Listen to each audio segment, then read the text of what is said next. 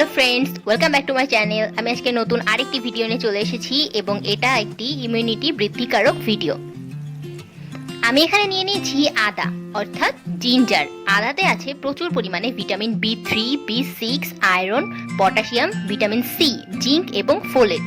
তাই আমরা যদি আদা খেতে পারি তাহলে আমাদের শরীরে এই ভিটামিনগুলোর কোনো অভাব হবে না।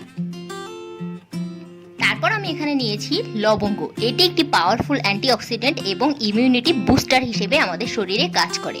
তারপর আমি নিয়েছি গোলমরিচ। এটা একটি অ্যান্টি ইনফ্লামেটরি প্রপার্টি।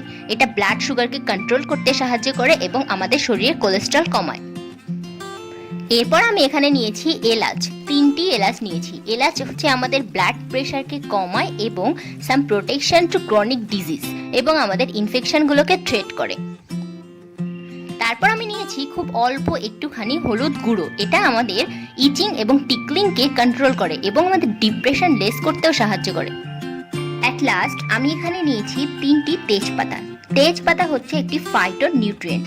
এটা আমাদের কার্ডিওভাস্কুলার ডিজিজের প্রোটেকশনের জন্য অনেক গুরুত্বপূর্ণ। এছাড়াও এটা হার্ট অ্যাটাক প্রিভেন্ট করে এবং এটা কন্ট্রোল করে রেগুলার নর্মাল মেনস্ট্রুয়াল পিরিয়ডকে। তো বন্ধুরা, এবার আমরা আমাদের ড্রিঙ্কটা বানিয়ে ফেলি। প্রথমে আমি এখানে একটি প্যান নিয়েছি এবং এই প্যানে আমি 1 কাপ পরিমাণ জল বসিয়ে দিয়েছি। এখন আমি এতে ধীরে ধীরে সব উপকরণগুলোকে অ্যাড করে দিব।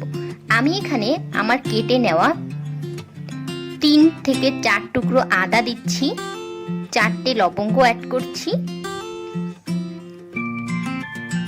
এরপর আমি 3টি এলাচ অ্যাড করে দিচ্ছি। এলাচগুলো ফাটিয়ে নিয়েছি আমি।